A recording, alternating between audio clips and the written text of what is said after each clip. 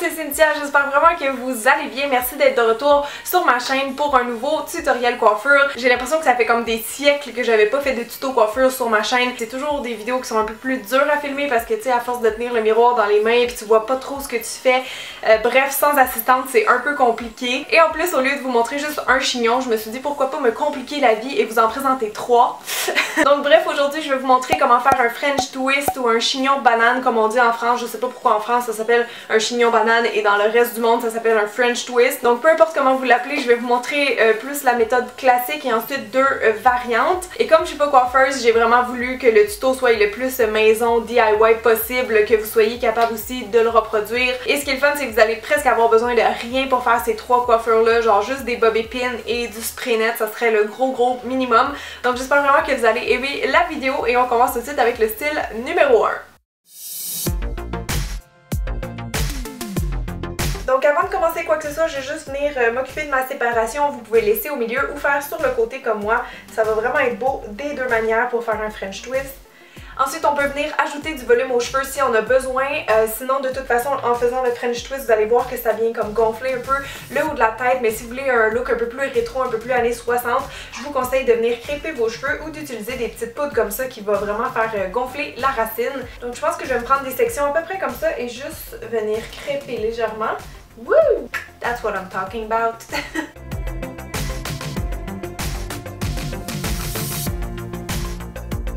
Ok, une fois que vous avez l'air de ça, vous allez juste peigner pour enlever le surplus de crêpage. Bon là c'est l'heure de la technique, vous allez voir je vais me retourner, mais en gros on va juste prendre les cheveux comme ça, à la nuque, et on va venir les twister vers le haut. J'arrête mon petit rouleau quand je suis rendue au bout de ma tête. Et à ce moment-là, je vais juste venir étirer un peu les cheveux que j'ai ramassés pour vraiment les lisser par-dessus le rouleau. Maintenant, si vous avez les cheveux aussi longs que moi, il faut s'occuper de cette partie-là. Et c'est très simple, on va juste venir la cacher. Donc on va replier et venir la cacher dans le twist.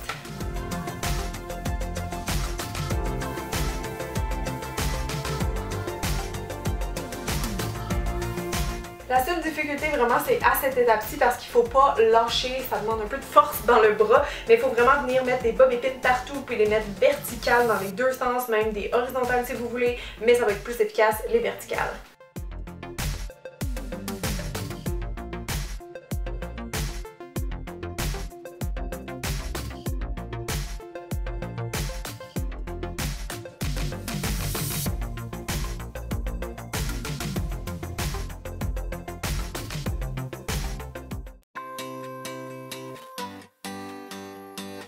Pour faire une petite variante intéressante au French twist, vous pouvez faire un double French twist qui se rassemble vers l'arrière. J'avais vu une photo de Emma Watson qui avait ça, j'avais trouvé ça vraiment cool, vraiment osé. Donc pour ça c'est simple, on va commencer tout de suite par séparer nos cheveux dans le milieu. J'avais oublié de le mentionner au début, mais si vous avez de la misère à vous coiffer, c'est probablement parce que vos cheveux sont fraîchement lavés. Quand on fait des chignons, c'est toujours mieux de le faire sur des cheveux qui sont un peu sales parce que vraiment ça donne de la grip, comme on dit en bon québécois, ça donne... je sais même pas comment le traduire en français.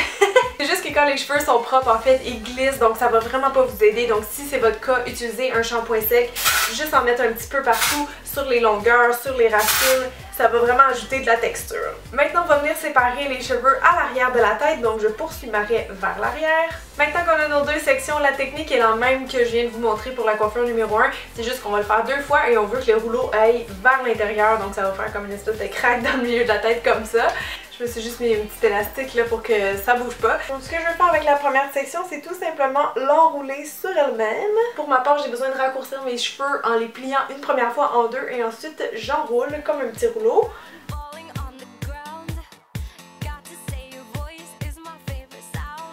Et une fois qu'on tient ça bien serré, on va venir ajouter plein de bobby pins. Donc ça n'a pas besoin d'être parfait, on va aller faire tout de suite l'autre côté et on va ajuster à la toute fin.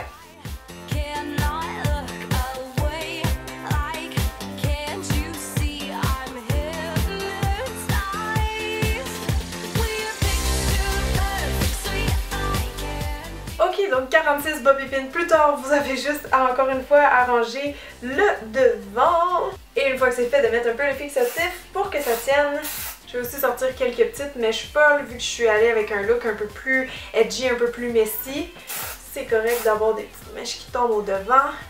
Moi, le résultat, il y a vraiment beaucoup de volume et c'est assez déconstruit comme chignon. Mais si vous avez les cheveux plus courts comme Emma Watson, ça va donner un look un peu plus sleek forcément parce que vous allez avoir moins de cheveux à rouler et ça va faire un look qui est plus collé à la tête. Pour le dernier look, on va faire ça encore plus décontracté et c'est un bon look si vous aimez pas avoir tous vos cheveux remontés parce que vous trouvez que ça fait trop chic ou je sais pas, des fois il y a des filles qui préfèrent avoir un peu de longueur pour leur forme de visage par exemple. Donc on va commencer avec une base qui est encore plus messy et pour ça on va ajouter tout de suite du spray au sel de mer. Là ce que je vais faire pour m'aider c'est de mettre des bobby pins verticalement à l'arrière de ma tête. Donc il y a un côté que vous choisissez toujours qui va être plus lisse, l'autre qui va avoir le côté plus bombé. Donc supposons que ça c'est mon côté lisse, je vais aller mettre des bobby pins.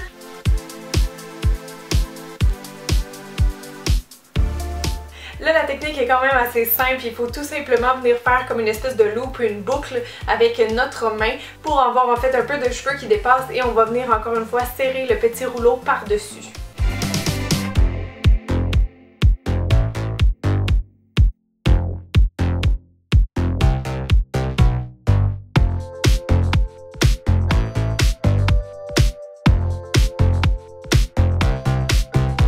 Je vais ajouter un peu de fixatif évidemment pour fixer. Pour les cheveux qui dépassent, vous voyez que ça a pas mal raccourci les miens, donc tout dépendant de la longueur qui vous reste, peut-être que vous allez vouloir juste les enrouler autour d'une baguette à friser, peut-être juste les crêper aussi comme moi, juste pour leur donner un petit style un peu plus gris-chou.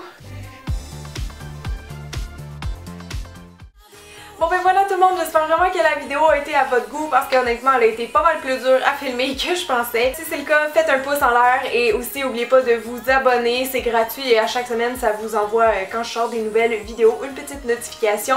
N'hésitez pas aussi à m'envoyer des photos si jamais vous reproduisez les looks, vous pouvez me les envoyer sur Twitter, je vais vous retweeter avec plaisir, j'adore ça, voir vos reproductions. Ah oui, puis aussi beaucoup de gens me demandent si je peux faire un tutoriel pour les cheveux courts, en fait ça avait déjà été fait sur une amie modèle, donc vous avez juste à cliquer ici si vous voulez revoir la vidéo si vous l'avez manqué. Et sinon, il devrait y avoir un vlog mercredi prochain sur ma chaîne en revenant de mon voyage de Londres. Alors manquez pas ça si vous êtes passionné d'Angleterre tout comme moi. Donc sur ce, je vous souhaite une excellente journée. Merci beaucoup d'avoir regardé puis je vous aime très fort. À bientôt! Bye!